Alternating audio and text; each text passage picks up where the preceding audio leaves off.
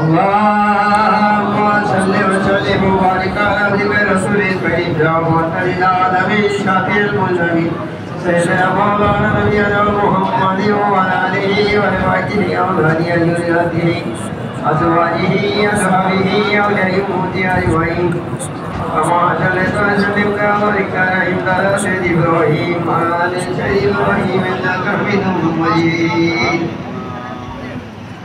اللهم صل وسلم وبارك على عبدك رسول الكريم رحمة للعالمين شافع المذنبين سيدنا مولانا نبينا محمد وعلى آله وصحبه أولادي ذريته أزواجه أصحابه أولياء أمته أجمعين كما صليت وسلم وبارك على سيدنا إبراهيم وعلى آل سيدنا إبراهيم إنك حميد مجيد اللهم صل وسلم وبارك على عبدك رسول الكريم رحمة للعالمين شافع المذنبين سيدنا مولانا نبينا محمد وعلى آله وصحبه أولادي ذريته أزواجه أصحابه أولياء أجمعين كما صليت وسلم وبارك على سيدنا إبراهيم وعلى آل سيدنا إبراهيم إنك حميد مجيد اللهم صل وسلم وبارك على عبدك رسول الكريم رحمة للعالمين شافع المذنبين سيدنا مولانا نبينا محمد وعلى آله وصحبه أولادي ذريته أزواجه أصحابه أولياء أمته أجمعين كما صليت وسلم وبارك على سيدنا إبراهيم وعلى آل سيدنا إبراهيم إنك حميد مجيد मेहरबानी करते हुए सूरा बाकरा दो पारा 182 नंबर है 183 नंबर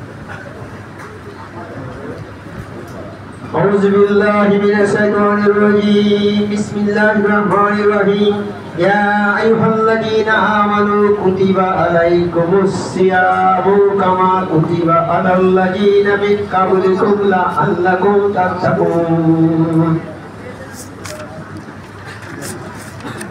হে মুমিনরা তোমাদের রোজা ফরজ করা হলো যেমন তোমাদের পূর্ববর্তীদের উপর ফরজ করা হয়েছিল যেন তোমরা মুত্তাকি হতে পারো কামেল ওলি আল্লাহর দরবার শফি আজম কাশি রহমতুল্লাহর দরবার এই দরবারে বয়ান করার মতো ক্ষমতা যোগ্যতা শিক্ষা আমার কিছুই নেই আমার মুর্শিদের পায়ের ধুলোর যোগ্যতা আমাদের আপনারা হাফিজ আছেন মাওলানা আছেন কারি আছেন মুফতি আছেন আরো উচ্চ পর্যায়ের মানুষ আছেন আপনাদের সম্মুখে বয়ান করা খুবই কষ্টকর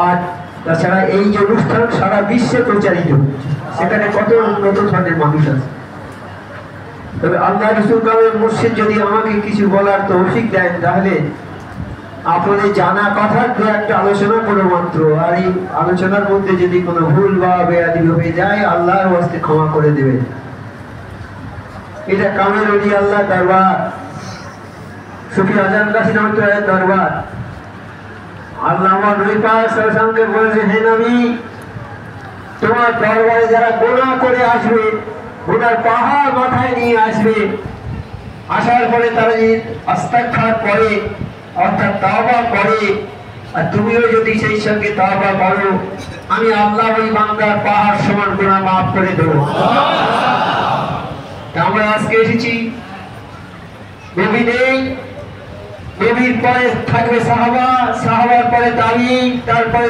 তাবিঈন তারপর এই রকম আস্তে আস্তে ওই সিলসিলাটা ওলি আল্লাহ পর্যন্ত এসে শেষ হবে এখন বর্তমানে সেই ওলি আল্লাহর জামানা নবী নেই এখন আমরা কোথায় যাব কোন দরবারে যাব আমরা নবী যখন থাকবে না তখন আমরা কামেল ওলি আল্লাহর দরবারে যাব আল্লাহ যাদেরকে ভালোবাসেন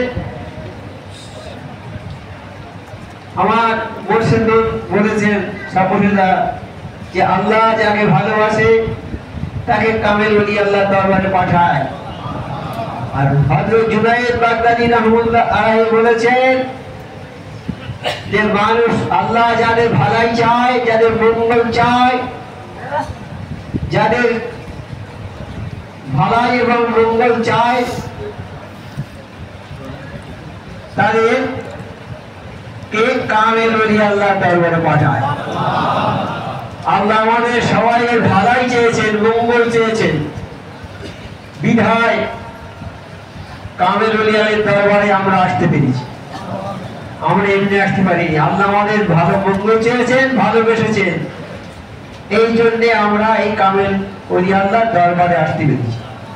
এই ওলি আল্লাহর কথা কালাম পাকে আছে, হাদিস শরীফেও আছে। তবে এক শ্রেণীর লোক আছে, তারা মানে না ওলি আল্লাহকে। আল্লাহ পাক কালাম পাঠালেন আমাদের জন্য, কিছু লোক এই কালাম পাক মানলো না, একেবারেই মানলো না। তারা বললে এ কিচ্ছু না, এ গল্প, মানলো না।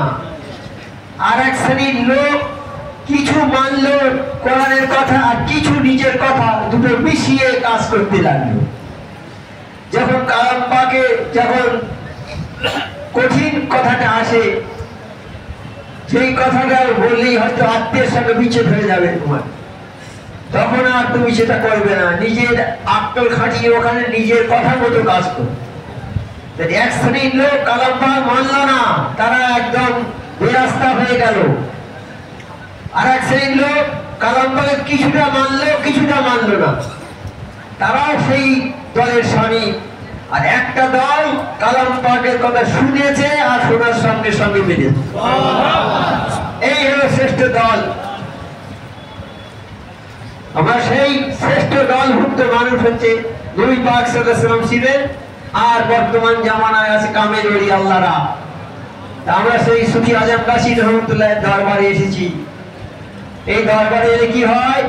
জীবনের সমুদায় গুনাহ মাফ করে দেয় আল্লাহ। আর কি হয়?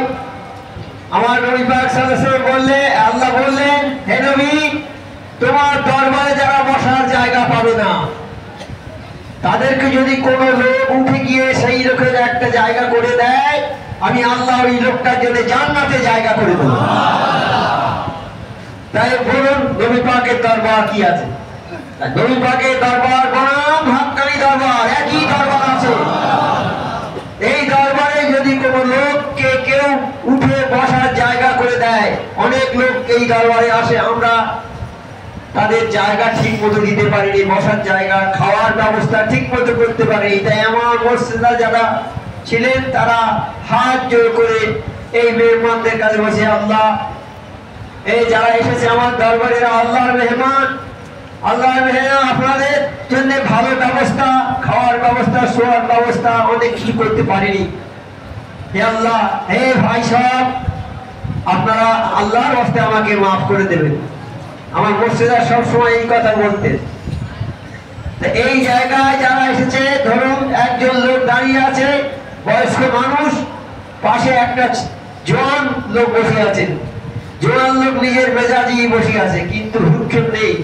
কিন্তু ওই লোকটা যদি ওই বয়স্ক মানুষটাকে হাত ধরে নিয়ে নিজের জায়গায় বসিয়ে দিয়ে নিজে যদি উঠে দাঁড়িয়ে থাকে, আল্লাহ বলেছে আমি ওই লোকটাকে কাল জান্নাতে আমি যা স্থান করে দেব।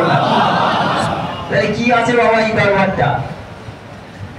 এই দরবারটা কি আছে? আমরা এই কথাগুলো আমরা কানের মধ্যে রেখে দেবো, আমাদের দিলের মধ্যে রেখে দেবো এই কথাগুলো, তাহলে আমাদের নিষ্কৃতির উপায় হবে। আর যদি আমরা এই কথা মনে না করি, নিজের মেজাজের সঙ্গে থাকি, তাহলে খারাপই হবে। সেই জন্য আমাদের এই সব কথাগুলো মনে রাখতে হবে। আর এই দরবারটা এমন একটা দরবার যে হাক্কানি দরবারে এলো, সে যেন অন্ধকার থেকে আলোর মধ্যে এলো। এখন তো দিন, আলোর মধ্যে আলো বলতে কোনটা বুঝিয়েছে এখানে? মানে তার মধ্যে যত খারাপই ছিল, অর্থাৎ যে লোকটা চুরি করতো, ডাকাতি করতো, ঘুষ খেত, জেনা করতো, সব রকম পাপের কাজ করতো, সেই লোকটা যখন এসে এখানে দরবারে আসলো, তওবা পড়লো, তওবা করার পরে দরবারে যখন আসলো, সেই অন্ধকার থেকে আলোর মধ্যে, অর্থাৎ তার মধ্যে যত খারাপই ছিল সব ত্যাগ হয়ে গেল, সে সব ছেড়ে দিলে। যেমন একটা ছেলে এসেছিল, ওই রকম ছেলে কার কাছে শুনেছে যে সুফি আজম কাশী রহমতুল্লাহের দরবার নাকি খুব ভালো, সেখানে ভালো ভালো কথা হয়। তা একজন বলেছে, বাবা যাবে দরবারে একবার, সেই কথা শুনে এসেছে। এসে সেদিন সুদের বয়ান হচ্ছিল। সুদ হচ্ছে সবচেয়ে মস্ত খারাপ জিনিস। আজকে সুদ থেকে, সুদের সঙ্গে সবাই জড়িত, বেশিরভাগ মানুষ সুদের সঙ্গে জড়িত। সুদকে সুদ বলে মনে করে না। সুদকে অনেকে বলছে না বেচা কেনা যেমন সুদও সেই রকম। যারা এই কথা বলছে তাদের জন্য খারাপই খুবই। যাই হোক, সেই ছেলেটা এলো দরবারে, আসার পরে সুদের বয়ান হচ্ছে। সে বাড়িতে গিয়ে তার আব্বাকে বলছে, আব্বা তুমি তো সুদের টাকায় গরু কিনে এনেছো, এটা কোরবানি হবে না। সুদটা হারাম জিনিস, হারাম পয়সা দিয়ে কোনো কোরবানি হবে না। বাবা বলছে, বাবা তুমি তো আমার একটা সন্তান, আমার অঢেল সম্পত্তি, বাড়ি গাড়ি আছে, ব্যাংক ব্যালেন্স আছে, জমি জায়গা সব আছে, এইসব তো তুই পাবি একাই। তুই যদি আমার গরুর গোশ না খাস, তোর সমস্ত কিছু থেকে বঞ্চিত করে দেবো। বলে, আমি তোমার টাকা পয়সা ধন সম্পদ কিছুই চাই না। আমি হাক্কানি দরবারে গিয়ে যে আদর্শ আমি শিখে এসেছি, যে আদর্শ আমি পেয়েছি, ওই আদর্শের উপরে আমি জীবন যাপন করবো। তোমার ওই ধন সম্পত্তির আমি আশা করি। তাই দেখুন, তাই যারা এলো অন্ধকারের মধ্যে থেকে আলোর মধ্যে এলো কিনা, এলো তো। হাক্কানি দরবারটা মানুষের পরিবর্তনের দরবার। যারা এখানে আসবে আল্লাহ তাদের পরিবর্তন করে দেবে।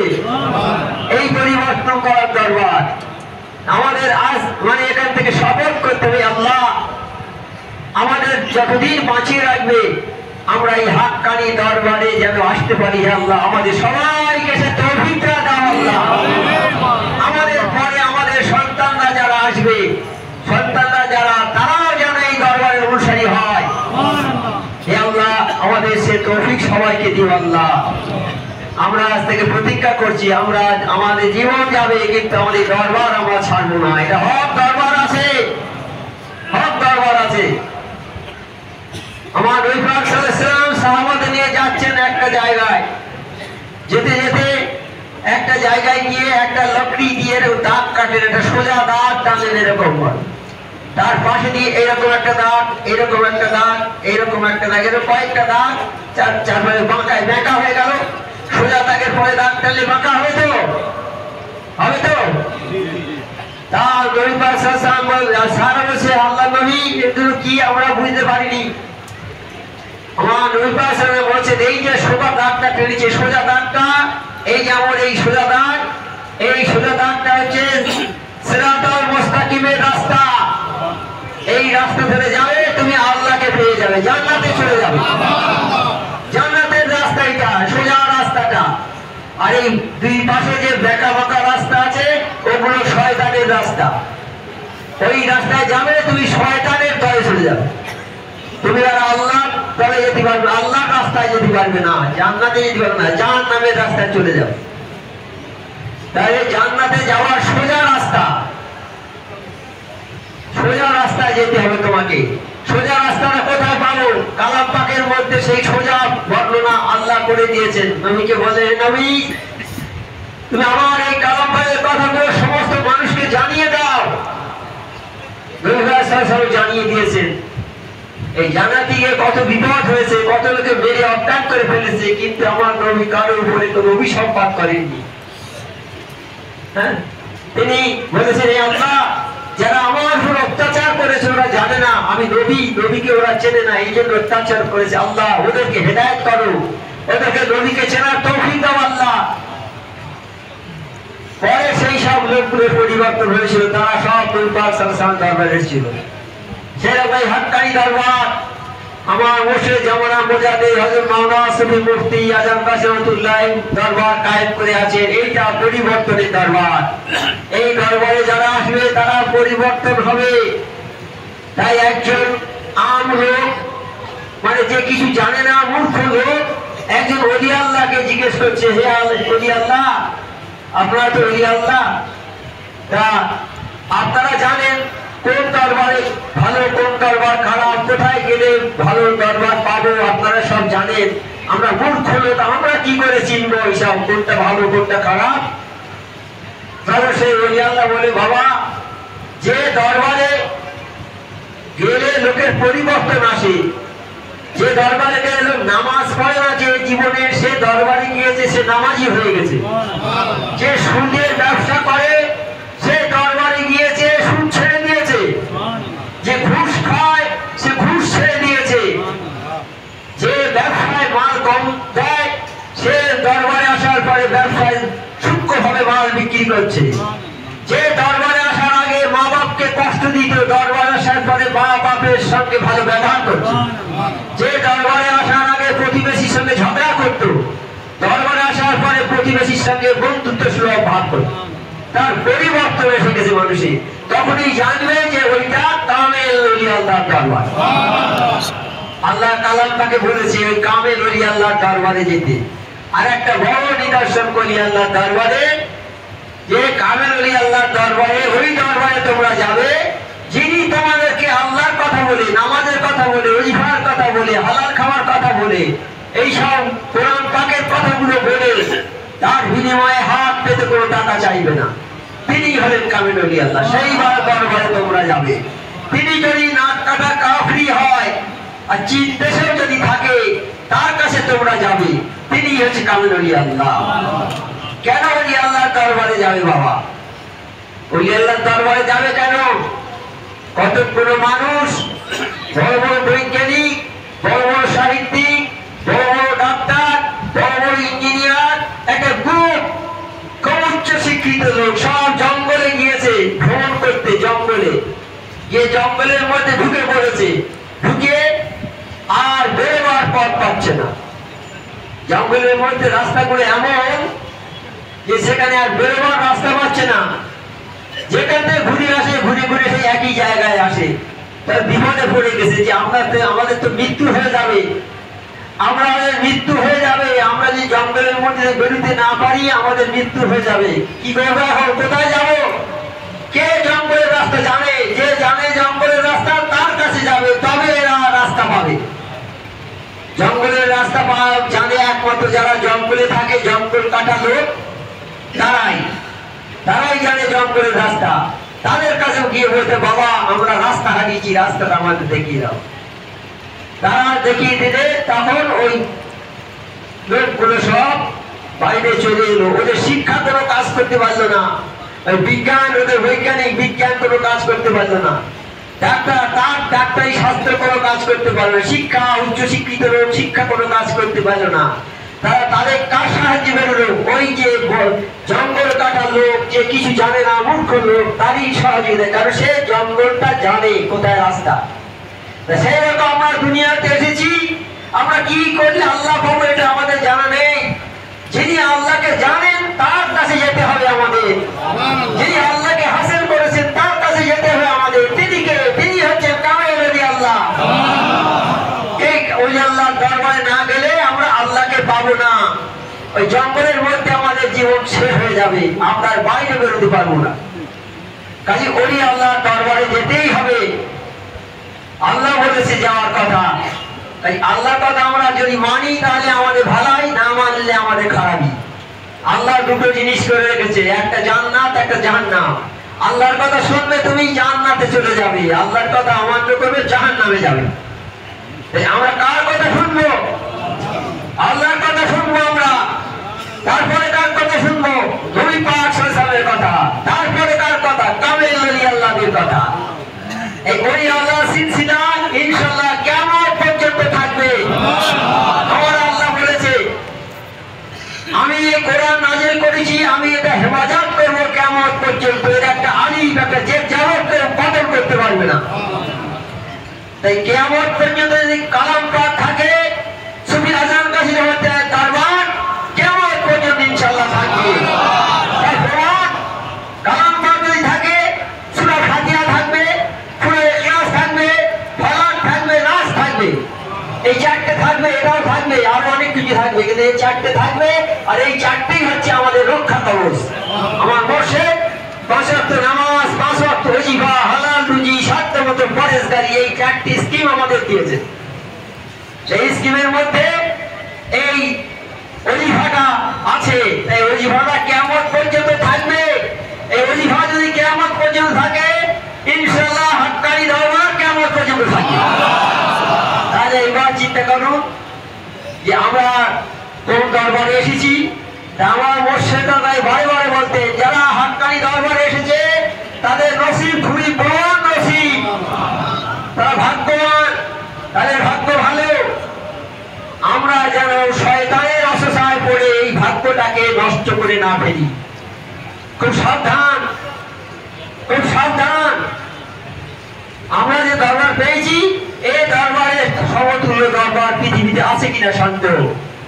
যদি থেকে থাকে থাকবে, হয়তো আছে, কিন্তু এই দরবার শ্রী আজাদ হক দরবার, শ্রেষ্ঠ দরবার, কামের আলী আল্লাহ দরবার, নবীর দরবারের অনু দরবার। এই দরবারকে আদব করতে হবে, তাজিম করতে হবে। হ্যাঁ, এই দরবারকে আদব করতে হবে, তাজিম করতে হবে। নিয়ত করতে হবে আল্লাহ যতদিন বেঁচে থাকি যেন এই দরবারের সঙ্গে যুক্ত থাকতে পারি। আমি, আমার ছেলে মেয়ে, বিয়ে বাচ্চা সবাই যেন এই দরবারে অনুসারী হয়ে তারাও যেন জীবন শেষ করতে পারে। আল্লাহ সে তৌফিক আমাদের দাও। কাজে আমরা কোন দরবারে এসেছি এটা চিন্তার বাইরে। আজকে যে কথাটা বলছিলাম, আমার আল্লাহ পাক বলছেন ইয়াল্লাযীনা আমানু ইয়াল্লাযীনা ইয়া আইয়ুহাল্লাযীনা আমানু কুতিবা আলাইকুমুস সিয়ামু কামা কুতিবা আলাল্লাযীনা মিন ক্বাবলিকুম লাআল্লাকুম তাত্তাকুন। এই আয়াতটা আগে পড়েছি যে হে মুমিনরা, তোমাদের উপর রোজা ফরজ করা হলো। এই মাসটা কি মাস? শাবান মাস। এই শাবান মাসের মধ্যে সেদিন হয়ে গেল। এই শাবান মাসের রাত্রে আমরা 14 তারিখ দিন রাতে রাত্রে আমরা নামাজ পড়েছি, অনেক কিছু ইবাদত করেছি। খুব মহত্বপূর্ণ রাত। এই শাবান মাস খুব খুব দামি মাস। এই শাবান মাসের পরে আসছে রমজান মাস। আর বোধহয় 10-15 দিন কি 14 দিন এরকম বাকি আছে রমজান মাস আসতে। এই রমজান মাসটা কি হয়েছে? এই মাসে তোমরা রোজা তোমাদের ফরজ করা হয়েছে। এই রোজাটা ফরজ, 30টা রোজা। আল্লাহ বলেছেন এই রোজা তোমাদের জন্য ফরজ করেছি। যেমন 5 ওয়াক্ত নামাজ ফরজ পড়তে হবে, না পড়লে গুনাহ হবে, সেই রকমের রোজা করতে হবে, না করলে গুনাহ হবে। তাই বলছেন আল্লাহ তোমরা 5 ওয়াক্ত রোজা করো। এই রোজা তোমাদের করতে হবে।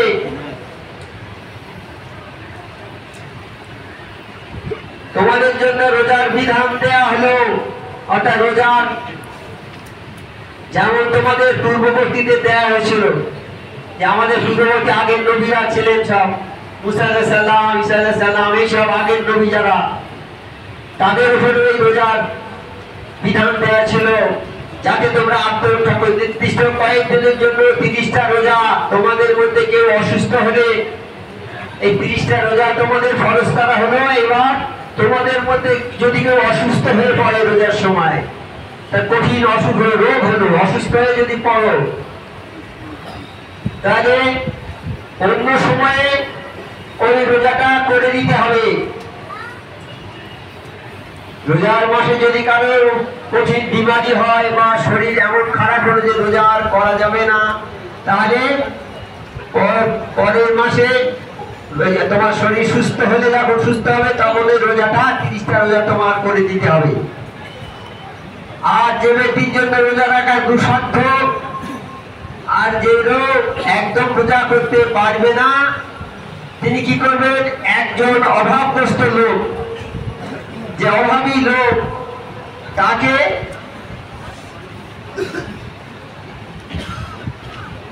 তাকে অন্নদান করতে হবে।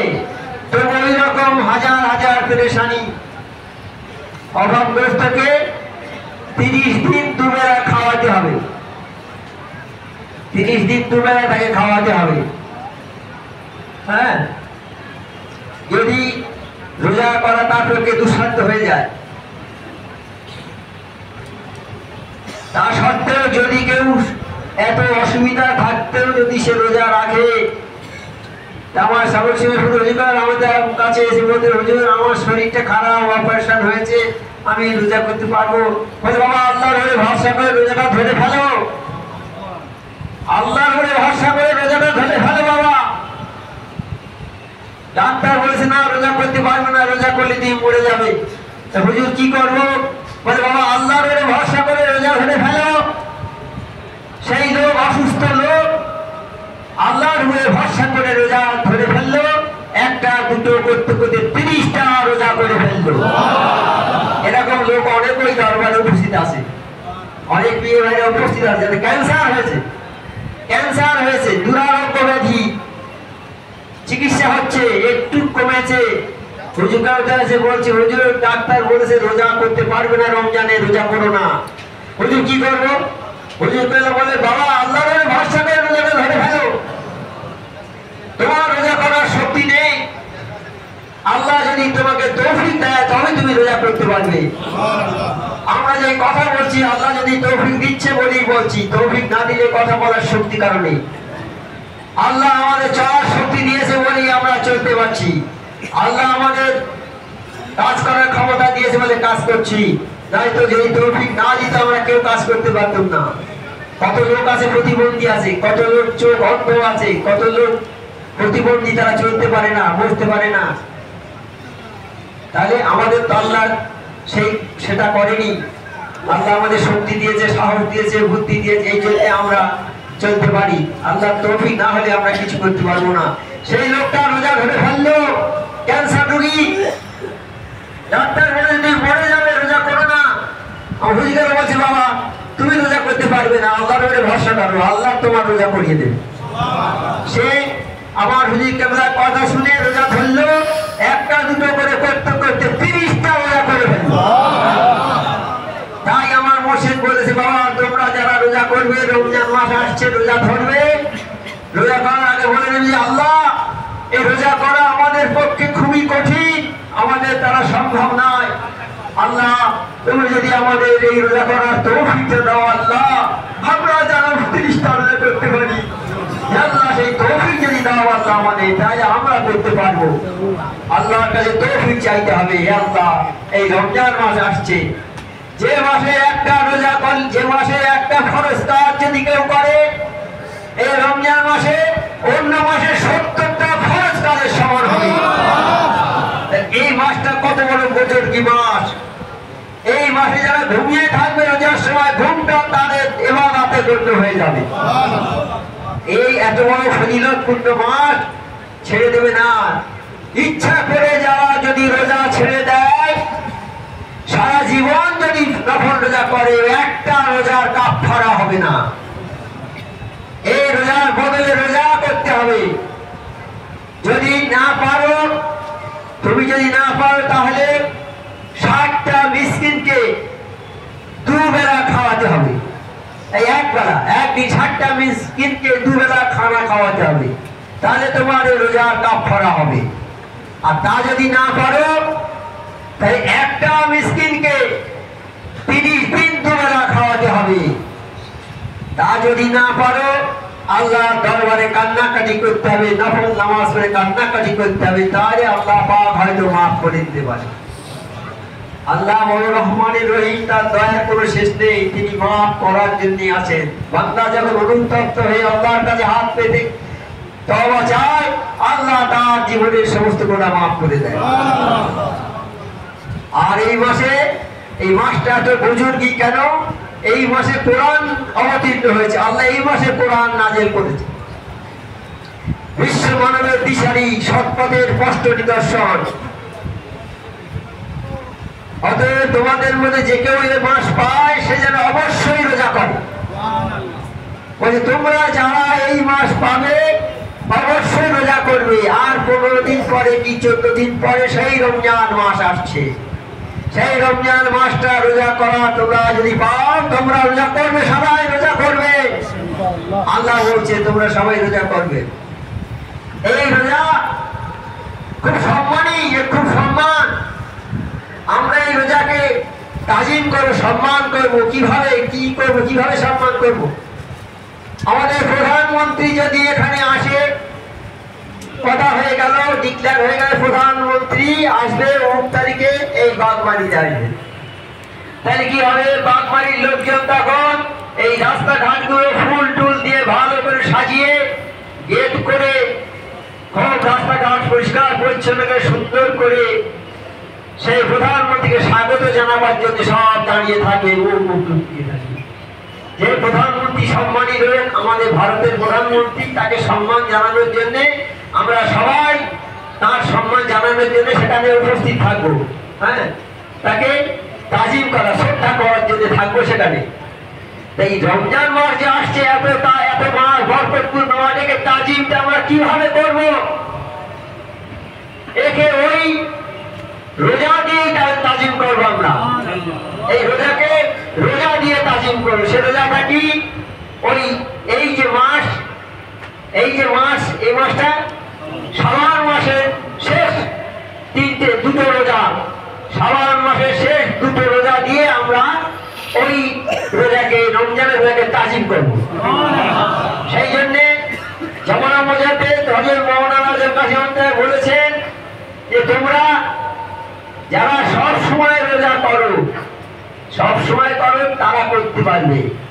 আমার মানে যেমন নবী সাল্লাল্লাহু আলাইহি ওয়াসাল্লাম বলেছেন, যারা তোমরা কেউ রমজান মাসের শেষে আগে রোজা করবে না।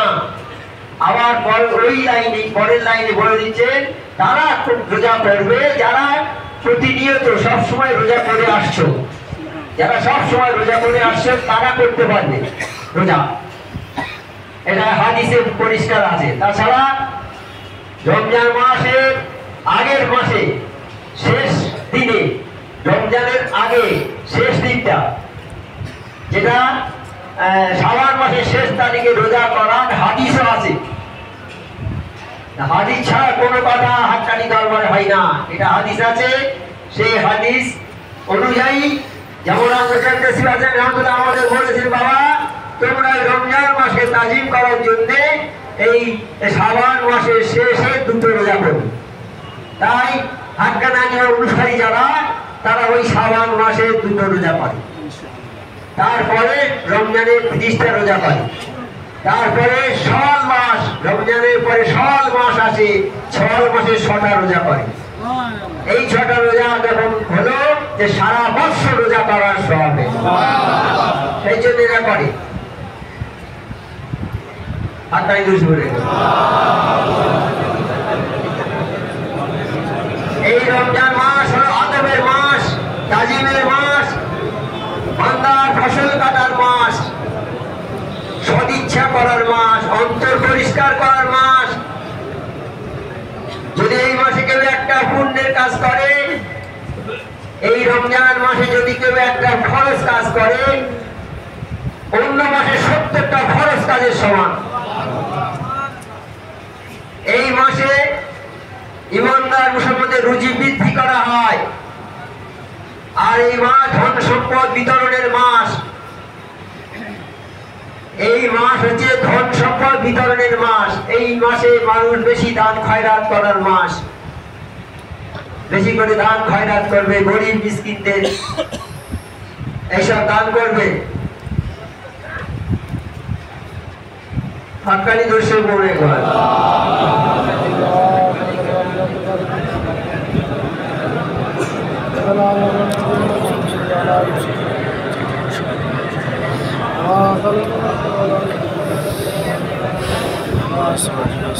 তোমাদের দিকে রমজান মাস উপস্থিত হয়েছে। যেমন রমজান মাস উপস্থিত হবে, তখন এক বরকত বিশিষ্ট মাস।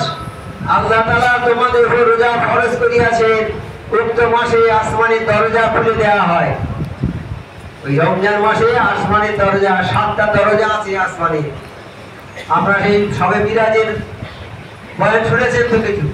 সেখানে দেখা যায় প্রথম আসমান, দ্বিতীয় আসমান, তৃতীয় আসমান, চতুর্থ আসমান, পঞ্চম আর সপ্তম আসমান আছে। ওই সময় ওই সব আসমানের দরজা খুলে দেয়া হয়, আর দোজখের দরজা বন্ধ করে দেয়া হয়, আর জান্নাতের দরজা সব খুলে রাখা হয়। আর শয়তানদেরকে শৃঙ্খলাবদ্ধ করা হয়। শয়তানদেরকে বেঁধে রাখে, শিকল দিয়ে বেঁধে রাখে। ওই মাসে এমন একটা রাত্রি আছে, এই রমজান মাসে এমন একটা রাত্রি আছে, হ্যাঁ, সেই মাসে সেই রাত্রে যদি ইবাদত করা হয় তাহলে 1000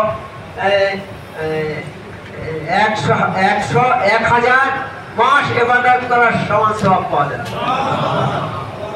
ওই একটা রাত ইবাদত করবে, 1000 মাস ইবাদত করার সব পাওয়া যাবে। আল্লাহ তাআলা রোজা ফরজ করেছেন, এই ফরজ রোজা আমাদের করতে হবে।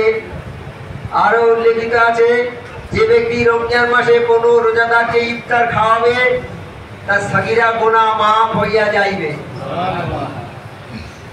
কোনো মানুষকে যদি ইফতারি খাওয়ায় তাহলে তার সাগীরা গুনাহ মাফ হবে, আর গুনাহ মাফ হয়ে যাবে। দোজখের আগুন হইতে সে নিষ্কৃতি পেয়ে যাবে।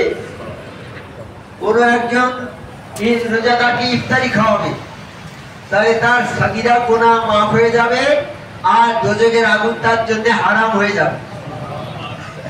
কিন্তু ইহাতে রোজাদারের নেকি কোনো কম হবে না। আর যে রোজাদারকে ইফতারি খাওয়াবে সে যে রোজার যে নেকি পাবে, সেই নেকিটাও যিনি ইফতারি খাওয়াবে তিনি তার নেকিটাও পেয়ে যাবে। সে যেমন নেকি পাবে সেই রকম নেকি ইফতার খানেওয়ালা পাবে, কিন্তু তার নেকি কম হবে না। যে ব্যক্তি কোন রোজাদারকে দুধের শরবত বা খোরমা পানি দ্বারা ইফতার করাইবে, আল্লাহ তাআলা তাকে উক্ত সওয়াব দান করিবে। পানি, খোরমা, দুধের শরবত খাওয়াবে তাহলে ওই রকমই নেকি হবে, একই রকম নেকি হবে। আর যে ব্যক্তি উদর পূর্ণ করিয়া খাওয়াইবে, অর্থাৎ পেট ভর্তি করে খাওয়াবে, আল্লাহ তাকে কাল হাউসে কাউসার থেকে এমন শরবত পান করাবে তার আর কোনো পিপাসা থাকবে না।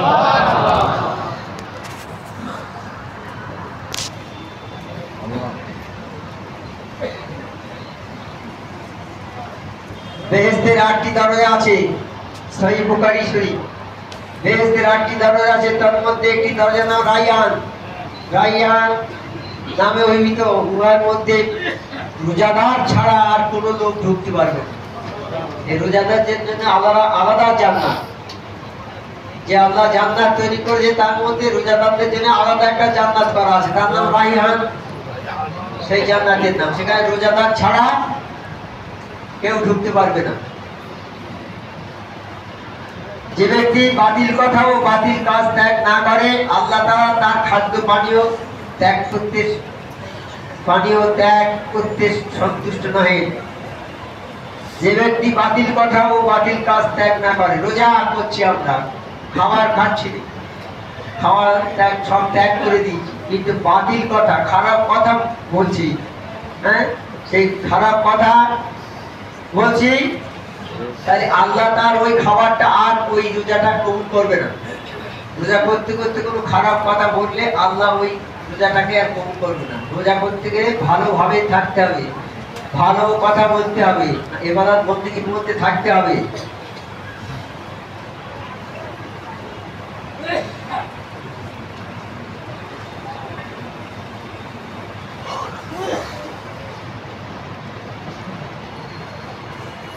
आपका दूसरे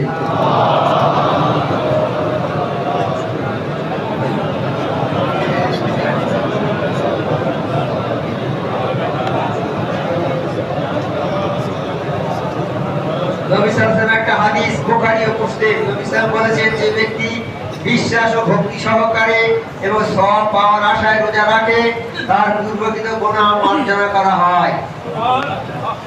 রোজাটা রাখবে তার গুনাহ মাফ হয়ে যাবে, জীবনের পূর্বের পরে যা সমস্ত গুনাহ মাফ হয়ে যাবে। যে ব্যক্তি বিশ্বাস এবং ফল লাভের উদ্দেশ্যে রমজানে একটি তারাবি পাঠ করে তার পূর্বেকার গুনাহ মাফ করা যাইবে। তারাবি নামাজ রোজার পরে তারাবি পড়বে, তার পূর্বের গুনাহ সব মাফ হইয়া যাইবে।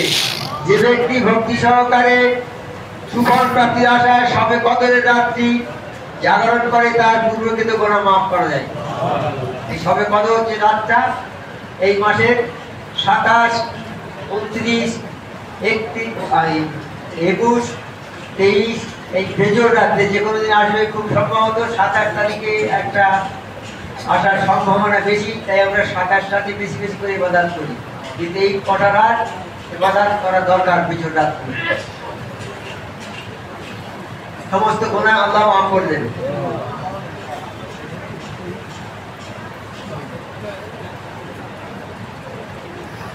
আকারে দেশে বলি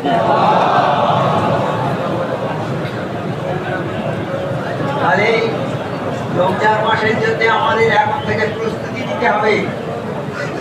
রমজান মাস হলো এই মাসে আমরা শাবান মাস থেকে প্রস্তুতি নেব।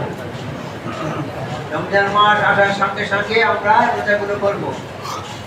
আর এই রোজা করতে করতে আমরা কোনো খারাপ কথা বলবো না, কোনো খারাপ জিনিস দেখবো না। আমরা ঠিক আল্লাহর হুকুম মাফিক রোজা করবো, তাহলে আমাদের রোজাটা আল্লাহর দরবারে কবুল হবে। আর এই রোজা কবুল যাদের হয়ে যাবে তাদের জন্য জান্নাত নির্ধারিত থাকবে। আল্লাহ পাক আমাদের সবাইকে এই 30টা রোজা যেন সঠিকভাবে করার তৌফিক দান।